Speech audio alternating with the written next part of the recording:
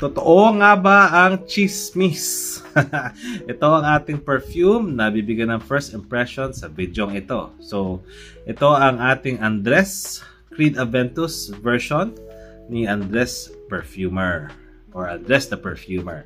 Okay, so bakit nga ba natin binili itong perfume na to? Kasi nga naintriga tayo at isa ito sa mga local perfumers natin na sobrang in demand ngayon. Actually, kung titignan niyo yung ating mga Facebook forums na pinag-uusapan itong Andres the Perfumer, nakikita mo kagad yung interaction ng mga tao and lagi nilang inaasam-asam or lagi nilang inaabangan ang pagsasale ng kanyang mga perfumes.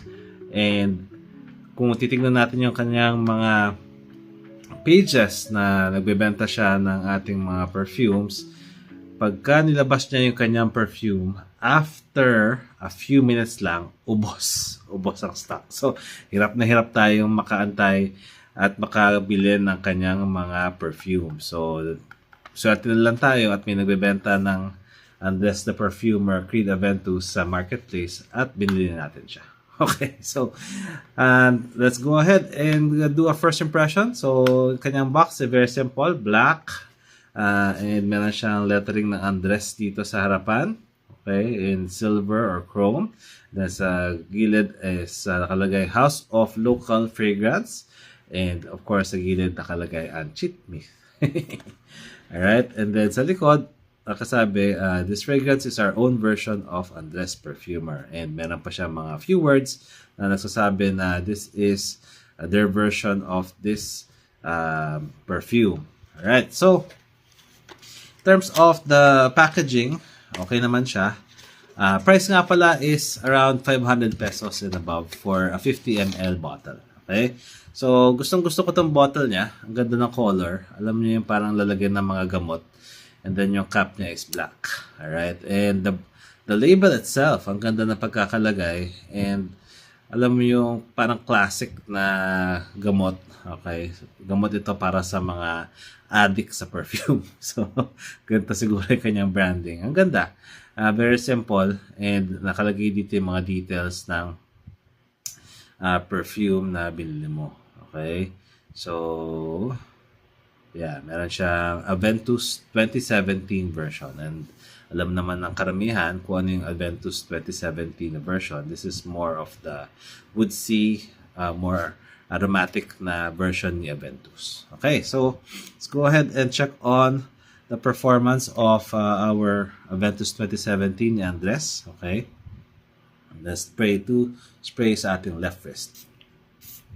Okay, ang ganda ng kanyang buga. Tama-tama yung volume na lumalabas. Tapos yung area niya medyo malaki.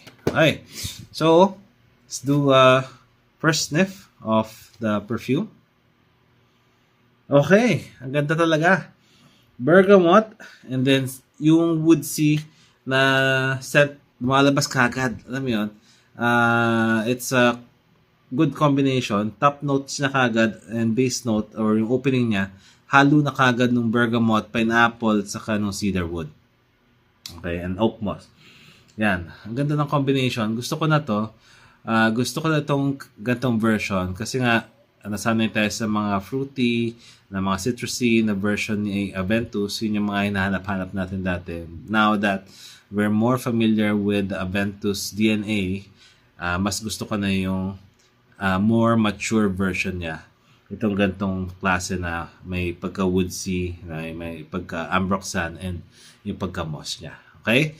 So, I would be able to say na this one is really good in terms of the opening pa lang. Pero we'll have to see kung gaano ba kaganda yung kanyang performance in the upcoming video. So, we'll go ahead and test this out. Makita natin yung performance and as well as the longevity, projection, and sealage ng ating Andres the Perfumer Aventus clone or dupe. Okay? So, same with the other Aventus. This one is a great overall set na pwede mo yung gamitin sa umaga, sa araw, sa date nights, sa pagpunta na school, pagpasok sa office, this is a good overall set na pwede nyo gamitin those occasions na sinabi ko kanina.